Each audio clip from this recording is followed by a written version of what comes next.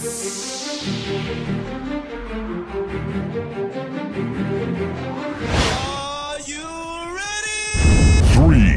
two, one.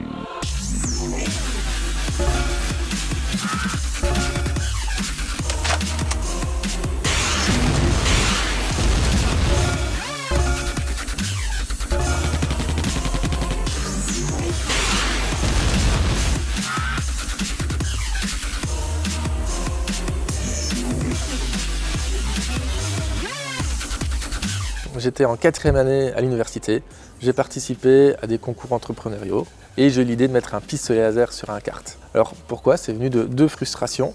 La première frustration, c'est que dans le karting classique, il n'y avait pas d'interaction entre les gens.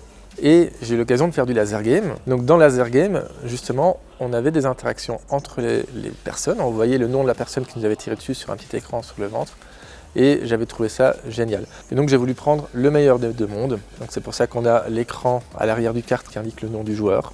C'est pour ça qu'on peut se tirer dessus, qu'on voit sur le tableau de bord qui nous a tiré dessus, de manière à vraiment maximiser les interactions entre les gens. Parce que c'est ces interactions qui vont générer l'émotion, et c'est ça la valeur ajoutée de Battle Kart. Nous, on vend des émotions. Et puis j'ai décidé de faire mon travail de fin d'études sur le sujet. J'ai fait une version miniature. À l'époque, j'avais relativement peu de temps pour développer tous les logiciels nécessaires pour faire fonctionner cette version miniature de Battle Kart. J'ai utilisé WinDev. Ensuite, Battle Kart a pris de l'ampleur. Pour la partie jeux vidéo, c'est des moteurs de jeu graphiques, moteurs de jeu et moteurs graphiques qui sont utilisés. Et toute la partie supervision et la partie ERP sont développées en WinDev.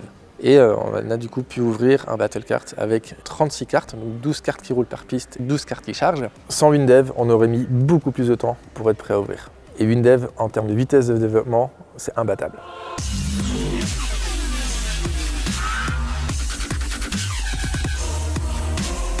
Donc ce système de supervision, il permet de communiquer avec les 96 vidéoprojecteurs qui sont au plafond, de savoir le nombre d'heures de chaque lampe, de pouvoir voir s'il y a des défauts.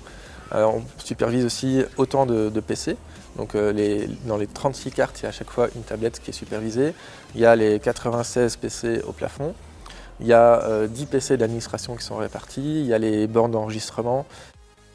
Et encore d'autres outils, donc il y a la borne d'accueil par exemple qui est développée en WinDev, il y a la borne photo qui est développée en WinDev, il y a l'application qui sert à afficher les scores sur les écrans TV du bar, enfin WinDev est partout.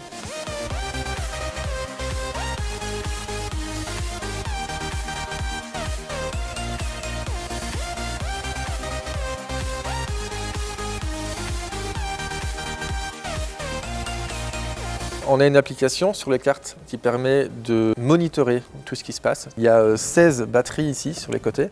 Pour chacune des batteries, on surveille la température, on surveille la tension. Donc en fait, il y a énormément de données qui transitent et qui sont du coup monitorables en WinDev.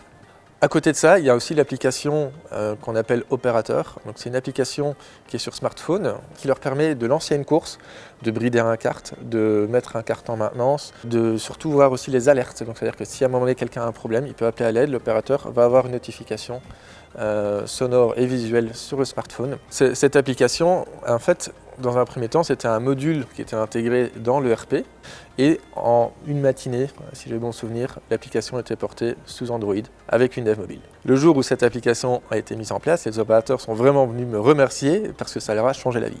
Ce qui est cool avec le W-langage, c'est qu'on programme comme on veut, on fait du procédural, on fait du orienté objet quand on veut faire des choses un peu plus complexes et mieux les structurer. Et puis on a des fils, on a des piles, on a des structures, on a des signaux, on a des mutex. On sait faire tout ce qu'on sait faire avec les autres langages, sauf qu'on va beaucoup plus vite. Et en plus de ça, c'est compatible multiplateforme, alors que demander plus.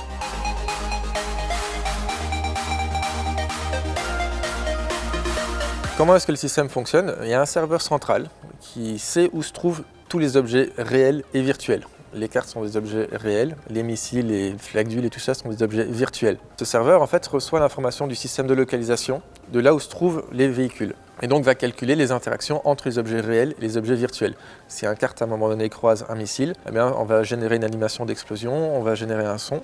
Le système de localisation il est composé de 336 capteurs qui sont fixés au plafond, qui sont alimentés en PoE, qui fonctionnent en réseau et qui envoient 270 fois par seconde la position de chaque carte au centimètre près au serveur. Donc, sur base de ces informations, le serveur va savoir où se trouve chacun des cartes et va être capable de calculer les interactions entre les cartes et les objets virtuels. Le produit que nous avons me permet, moi, à l'instant T, de pouvoir connaître les flux et l'activité en temps réel, justement, de l'exploitation. Le client, lorsque lui il vient sur place, au départ se dit je vais peut-être me retrouver dans un simulateur. J'ai peut-être en fin de compte, faire du kart, mais il ne s'attend pas à avoir l'expérience qu'il va pouvoir donc avoir en jouant à Battle Kart. Il ne se rend pas compte de toute la technologie en arrivant qui se trouve ici sur place. À chaque fois qu'il termine une session, on a à chaque fois le wow du client et c'est ça qui fait plaisir. Après un peu plus de 2 ans, on a à présent plus de 70 000 personnes qui sont passées par Battle Kart, plus de 100 000 sessions jouées. On a le mode football par exemple, on a le mode Snake qui se sont rajoutés et bientôt on aura le mode Drift qui va permettre de viser une clientèle encore plus large. À court terme, outre les développements logiciels et les nouveaux modes de jeu qui vont arriver, on a 2 gros projets. C'est premièrement les franchises, parce qu'on veut rendre les produits accessibles au plus grand nombre. Et deuxièmement, le déménagement du centre Battle Kart ici dans un nouveau complexe où on aura 4 pistes avec un total de 72 cartes, 48 qui roulent, 24 qui chargent. Ce sera le plus grand karting du monde. En tant que responsable du développement et de la franchise à l'international, nous avons présélectionné une trentaine de candidats sur les 250 que nous avions initialement. Nos candidatures proviennent essentiellement d'Europe, des pays du Golfe et d'Amérique du Nord. Notre concept est véritablement innovant et nous avons pour objectif d'ouvrir une trentaine de Battle Kart d'ici 5 ans. Battle Kart, il y a quelques années, c'était une idée, c'est devenu une start-up et aujourd'hui on est une entreprise en pleine croissance. On a choisi les bons outils au bon moment pour avoir la flexibilité et la productivité nécessaires pour pouvoir évoluer à la vitesse à laquelle on a évolué.